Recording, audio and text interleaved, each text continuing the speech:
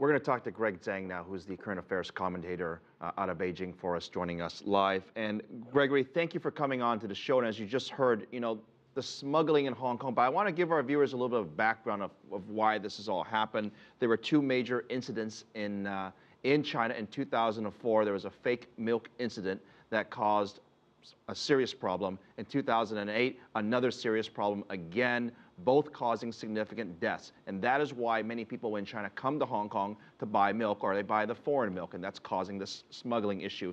Let me ask you this, the dairy industry, how will they regain the trust of consumers in China?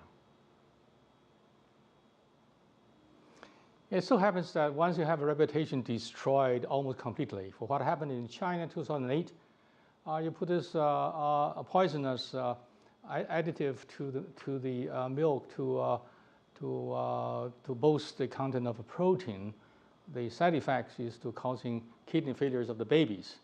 When that happens, such blow is so strong, has almost totally destroyed reputation, plus trust of consumers for this particular product. So it takes a lot of time to recover. And recovery is not easy either, because you have to have the government get involved to strengthen the inspection, supervision, make the whole process more transparent, and also the collection of milk from the very bottom, supplied by milk farmers, then the processing procedure done by the milk manufacturers, then of course the customers, the NGOs, and the media's all get involved. So I mean, obviously, up to now, 5 years later, this is an extraordinary situation. Earlier I went around the office and I spoke to a number of the mothers, and they obviously are very well of this story. Mm-hmm. Some of them are from China, some of them are from here in the United States. And I asked them, what would it take for companies, milk companies in China, to regain your trust in the specific instance that you're talking about? And all they could do is shake their heads. And I didn't quite understand whether they were still angry about the situation or distrusting. Which one do you think it might be? Both. Of course, they are very much concerned about the health of the babies. In China, there's experiences, 不孝有三，无后为他. If I have an offspring to carry the family name, is a great crime itself. So what happened in China in the industries, as you mentioned earlier, 2004 and 2008, had done such a tremendous blow, requires a gigantic effort, joint effort by the government industry to restore. So far, it hasn't been done. However, this is such an important issue. I believe the Chinese leaders, including Xi Jinping in this case, should really pay attention to it, to get involved in the investigation, doing more research, maybe have joint venture set up in China, and also make sure the process of inspection and also the quality control. I want to point out something. Gregory, you mentioned this earlier, this additive. It's called melamine. Melamine is the issue that's causing kidney failure. That was added, of course, to the milk to basically boost its sort of content, if you will. Part of it has to do with protein. Now, the WHO, the World Health Organization, basically said this causes kidney failure. That is not a secret.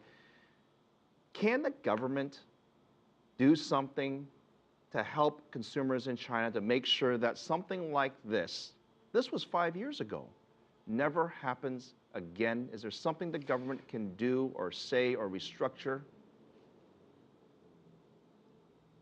Well, first of all, it's inconceivable to have this kind of tragedy to start to happen in China at all, because you try to boost the kind of protein, at the same time you added harmful substance to kill the babies. So the government has the first function to play, to supervise, to inspect, to make sure that this tragedy will never happen again. But again, it's a long process, because in the past, it happened in many other territories, not only the baby food, many other products. So it's actually an expression of the overall collapse, I would say, seriously, concerning the food safety. So government should take this on, give it a top priority to do a better job. I want to follow up with the government. So far, it's still going slowly. We did some research. There are two organizations that we feel are perhaps relevant here. Is the China Food and Drug Administration.